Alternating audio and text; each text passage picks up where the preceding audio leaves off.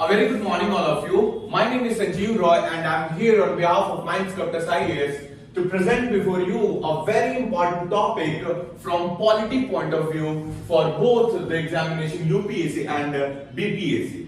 See, basic structure doctrine में बच्चे बहुत ज्यादा कंफ्यूज होते हैं बिकॉज इसमें नंबर ऑफ केसेस दिए रहते हैं. आज मैं आप लोगों का वो सारा कंफ्यूजन दूर कर दूंगा. स्टार्टिंग विथ कि ये बेसिक स्ट्रक्चर डॉक्ट्रिन बेसिकली है क्या. What is basic structure doctrine?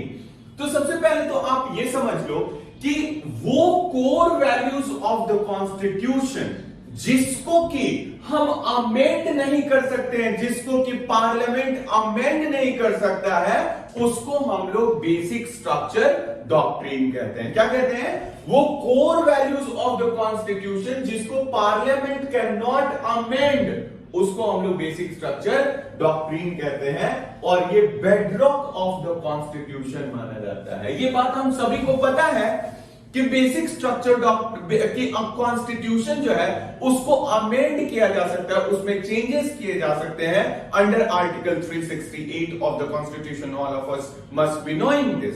I will be making a video on amendment of the constitution as well, but अभी के लिए बस इतना जान लो कि आर्टिकल 368 ऑफ द कॉन्स्टिट्यूशन के तहत संविधान को अमेंड किया जा सकता है, संशोधन किया जा सकता है. और इसी के तहत हम लोग पढ़ रहे हैं कि अगर हम लोग अमेंडमेंट कर सकते हैं तो क्या अमेंडमेंट कर सकते हैं और क्या अमेंडमेंट नहीं कर सकते हैं. तो वो बेसिक स्ट्रक्चर डॉक्ट्रिन ये कहता है कि वो core values of the constitution जिसको कि पार्लियामेंट अमेंड नहीं कर सकता है आर्टिकल 368 के तहत, उसको हम लोग बेसिक स्ट्रक्चर डॉक्ट्रिन कहते हैं. नाउ अगर ये डॉक्ट्रिन बेसिक स्ट्रक्चर डॉक्ट्रिन है तो क्या ये आया कैसे पहली बात, और अगर आया है कैसे तो क्या इसका कुछ डेफिनेशन है. तो हम लोग देखते हैं कि बेसिक स्ट्रक्चर डॉक्ट्रिन का कोई भी जिक्र अपने कॉन्स्टिट्यूशन में नहीं है. देयर इज नो डिस्कशन और mention about this basic structure doctrine in our constitution. Then how did it arrive? How did it arise? How do we come to know about basic structure doctrine? It is judicially innovated doctrine. The judiciary has given birth to this doctrine. And is it defined anywhere? No. The basic structure doctrine has not been defined anywhere, either in constitution or by the judiciary. किसी ने इसका कोई definition नहीं दिया है. तो भाई इसके बारे में हम लोग जानते कैसे हैं कि क्या है बेसिक स्ट्रक्चर डॉक्ट्रिन? तो judiciary on the case to case basis बताता है कि ये चीजें बेसिक स्ट्रक्चर डॉक्ट्रिन है और ये चीज बेसिक स्ट्रक्चर डॉक्ट्रिन नहीं है. तो ये चीज हम लोग देखते हैं. इसके बाद अब हम लोग जो फर्दर बेसिक स्ट्रक्चर डॉक्ट्रिन के बारे में जानने की कोशिश करते हैं, उसके लिए हमें सबसे पहले आर्टिकल 13 के बारे में समझना होगा.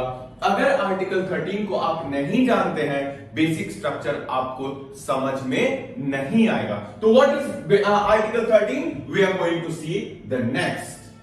ऑलराइट, तो अब हम लोग देखते हैं आर्टिकल 13 ऑफ द कॉन्स्टिट्यूशन क्या कहता है, ताकि हम लोग बेसिक स्ट्रक्चर डॉक्ट्रिन को फर्दर समझ पाए. देखो, आप लोग सब लोग लगभग जानते होंगे, फंडामेंटल राइट्स पे भी हमारा आएगा वीडियो बहुत जल्दी, कि फंडामेंटल राइट्स जो है ना 12 से 35 तक में आता है. राइट? इतना तो कम से कम पता होगा कि 12 से 35 फंडामेंटल राइट्स में आता है. तो 13 किस ब्लॉक में आता है? फंडामेंटल राइट्स के ब्लॉक में आता है. फंडामेंटल राइट्स के ब्लॉक में आता है. तो ये आर्टिकल बेसिकली हम लोग को बताता क्या है? ये बताता है about law, the definition of law. It contains the definition of law. इसके बारे में क्या क्या जानना जरूरी है और क्यों जानना जरूरी है आपको फर्दर समझ में आएगा. देखो, हम लोग एक बात जानते हैं जुडिशियल रिव्यू के बारे में. बहुत सारे आर्टिकल्स दिए हुए हैं अपने कॉन्स्टिट्यूशन में जुडिशियल रिव्यू के रिलेटेड, लेकिन सिर्फ और सिर्फ आर्टिकल 13 है which talks about judicial review explicitly. मतलब खुले में आकर के अगर एकदम डायरेक्टली कोई आर्टिकल जुडिशियल रिव्यू की बात करता है तो वो है article 13 of the constitution. And that is the only article that explicitly mentions about judicial review. ये एक क्वेश्चन बहुत इंपॉर्टेंट क्वेश्चन है, आप लोगों को याद रखना चाहिए. कौन सा आर्टिकल इंपॉर्टेंट, कौन सा आर्टिकल एक्सप्लिसिटली मेंशन करता है about article judicial review? That is article 13 of the Constitution. Now coming to what this article talks about or says. ये आर्टिकल कहता है ना कि laws that are inconsistent with fundamental rights shall be declared void. Simple बात कहता है कि कोई भी कानून चाहे कोई भी हो, अगर वो फंडामेंटल राइट्स को वायलेट करता है, इनकंसिस्टेंट है, उसके कंसिस्टेंसी में नहीं है, वायलेशन में है, उसको हम लोग वॉइड डिक्लेयर करेंगे. कौन करेगा? Void declare. ये बोल दिया आर्टिकल 13 ने. Who will do that? That will be obviously done by the honourable judiciary of our country. तो उसके लिए क्या प्रोविजन हमारे यहां दिया गया है, उसके बारे में हम लोग देख लेते हैं. मैंने बोला laws that are inconsistent with fundamental rights. तो जैसे ही एक जागरूक इंसान को पता चलता है कि जो लॉ आया है वो लॉ इनकंसिस्टेंट या वायलेट करता है फंडामेंटल राइट्स को, तो वो जागरूक इंसान या तो आर्टिकल 32 के तहत सुप्रीम कोर्ट जाएगा या आर्टिकल 226 के तहत हाई कोर्ट जाएगा और वहां जाकर के बोलेगा कि सर, ऑनरेबल जस्टिस साहब, आप ये देखिए मिलॉर्ड कि ये लॉ जो है इनकंसिस्टेंट है फंडामेंटल राइट्स के साथ, ये वायलेट करता है फंडामेंटल राइट्स को, तो आप प्लीज, जैसा कि आर्टिकल 13 कहता है, आप उस लॉ को नल एंड वॉइड डिक्लेयर कर दो. तो जुडिशियरी, चाहे सुप्रीम कोर्ट चाहे हाई कोर्ट, उस वाले लॉ को वेरीफाई करके अगर वो वायलेटिव होगा फंडामेंटल राइट्स का, तो उसको क्या करेगा? नल एंड वॉइड डिक्लेयर कर देगा. That's number 1. दूसरा, ये तो हम लोग को समझ में आ गया कि नल एंड वॉइड हो जाएगा डिक्लेयर. एक बहुत इंपॉर्टेंट बात है, बात ये है कि लॉ को वायलेट कर, लॉ अगर वायलेट करेगा फंडामेंटल राइट्स को, तो उस लॉ को आप नल एंड वॉइड डिक्लेयर कर सकते हैं, राइट? तो भाई ये लॉ है क्या? What is this law? तो लॉ को भी हमारे कॉन्स्टिट्यूशन ने इसी आर्टिकल में डिफाइन कर रखा है कि लॉ का मतलब number 1 permanent laws. Number 1 permanent laws.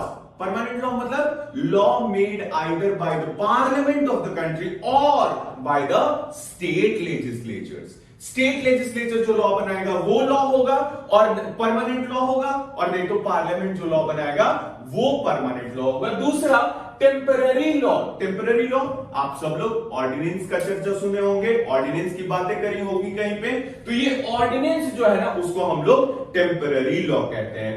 Third, statutory instruments. कोई भी स्टैट्यूटरी इंस्ट्रूमेंट्स अगर आता है, स्टैट्यूटरी इंस्ट्रूमेंट्स मतलब जिसका लीगल इफेक्ट हो. फॉर इंस्टेंस, अगर बीपीएससी कोई नोटिफिकेशन निकालता है, that is an statutory instrument, या कोई भी मिनिस्ट्री अगर कोई लीगल नोटिफिकेशन निकालता है, तो उसको हम लोग स्टैट्यूटरी इंस्ट्रूमेंट्स कहते हैं. कोई भी notification, rules, regulation, bylaws, ये सारे क्या है? स्टैट्यूटरी इंस्ट्रूमेंट्स हैं. और उसी तरीके से non legislative sources of law भी होते हैं, लाइक कस्टम्स. कस्टम्स जैसे कि non legislative sources, intercaste marriages.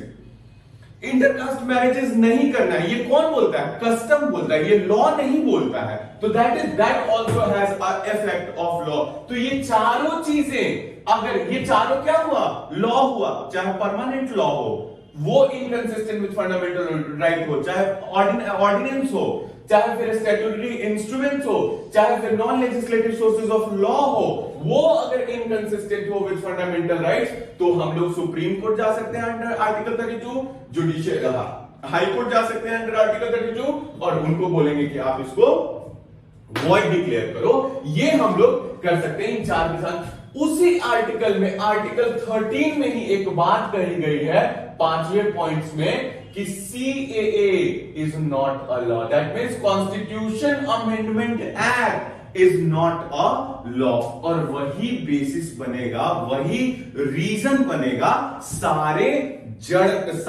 फसाद का, सारे प्रॉब्लम्स का, वो जड़ बन जाएगा सारे फसाद का। CAA is not a law, क्योंकि कॉन्स्टिट्यूशन अमेंडमेंट की ही बात कर रहे हैं ना हम लोग। बेसिक स्ट्रक्चर डॉक्ट्रिन क्या है? वो core values of the constitution जिसको हम अमेंड नहीं कर सकते। और कॉन्स्टिट्यूशन अमेंडमेंट एक्ट आएगा किस लिए? अमेंड करने के लिए कॉन्स्टिट्यूशन को। तो अगर कुछ भी वायलेट करता है constitution amendment act fundamental rights को, तो क्या उसको इसके तहत हम लोग वॉइड डिक्लेयर करा सकते हैं कि नहीं? वही चीज हम लोग को अब देखना है। इसके आगे अब हम लोग क्या करेंगे? अब हम लोग स्टार्ट करेंगे केसेस को, कि कौन कौन से रेलिवेंट केसेस हैं इसके तहत, और उन केसेस को हम लोग पढ़ना शुरू करेंगे अभी अगला पार्ट।